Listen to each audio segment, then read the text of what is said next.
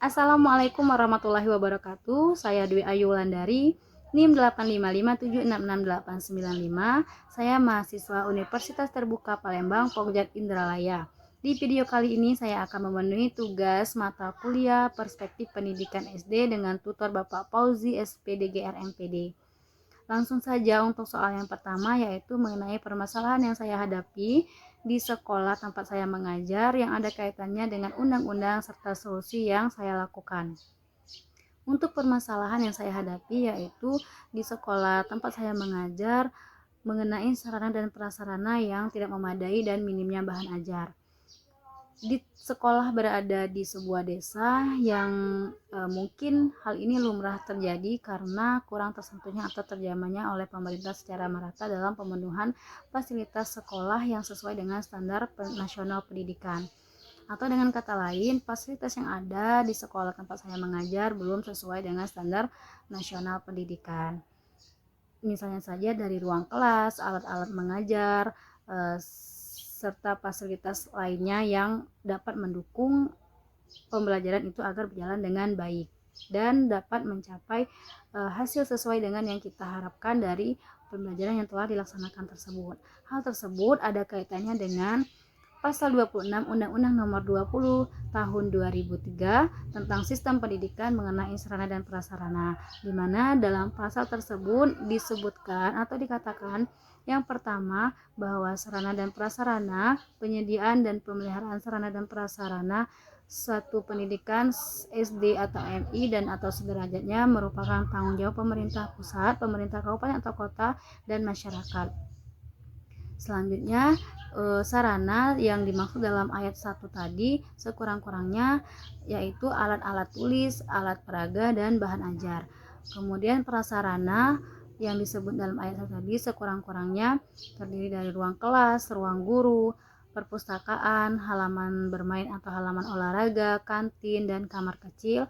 Dan selanjutnya yaitu sarana dan prasarana suatu pendidikan itu harus sesuai dengan standar nasional pendidikan. Dari permasalahan yang saya hadapi tersebut, maka solusi yang saya lakukan yaitu mengajak anak-anak atau peserta didik merawat fasilitas yang sudah ada agar tetap terjaga dan terlihat dengan bersih, bagus, aman, sehat, agar pelaksanaan atau pembelajaran dapat terlaksana dengan baik dan tujuan dari pembelajaran tersebut sesuai dengan yang kita harapkan.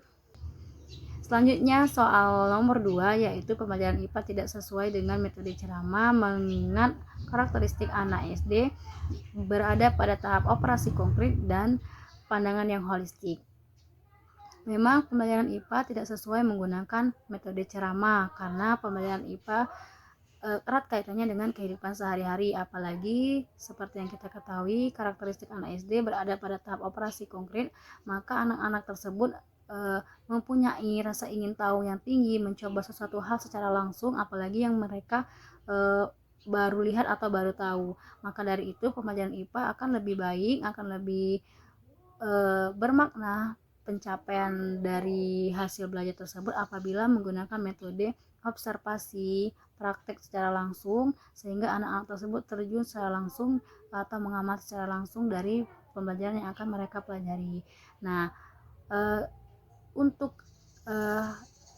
untuk hal tersebut sebenarnya kita bisa memanfaatkan lingkungan yang ada di sekolah, misalnya saja mengajak anak-anak keluar ruangan untuk mengamati misalnya daun atau mengamati pohon atau apapun yang ada kaitannya dengan materi yang akan kita ajarkan. Dengan demikian anak-anak akan merasa lebih senang, kan anak SD itu suka bermain, berkelompok, suka bergerak atau mencoba sesuatu hal itu secara langsung.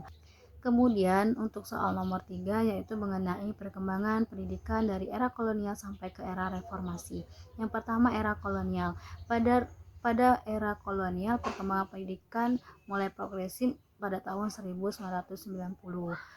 Nah, pada masa ini masyarakat pribumi sudah bisa mengenyam pendidikan walaupun masih banyak aturan-aturan atau batasan-batasan.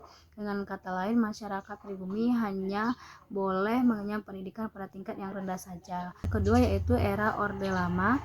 Pada era ini pendidikan sudah mulai meningkat, artinya semua kalangan masyarakat mempunyai hak yang sama untuk mendapatkan pendidikan. Itu Orde Baru. Pada Orde Baru lebih meningkat lagi, yaitu dari yang awalnya wajib belajar 6 tahun menjadi 9 tahun.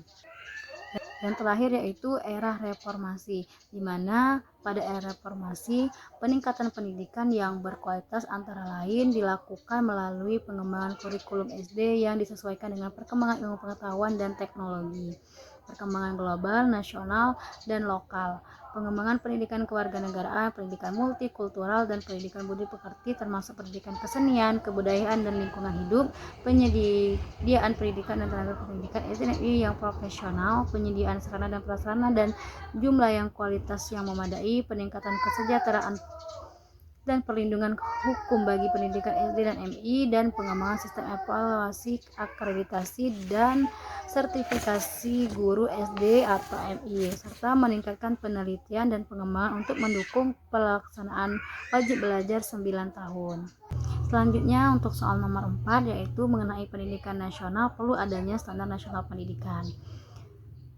Sebuah pendidikan atau sebuah sekolah perlu adanya standar nasional pendidikan, yaitu sebagai dasar perencanaan, pelaksanaan, dan pengawasan pendidikan dalam rangka mewujudkan pendidikan nasional yang bermutu, di mana standar pendidikan nasional itu sendiri terdiri dari 8 standar, yaitu standar kompetensi lulusan, standar isi, standar proses, standar pendidikan dan tenaga kependidikan, standar sarana dan prasarana, standar pengelolaan, standar pembiayaan pendidikan, dan standar penilaian pendidikan.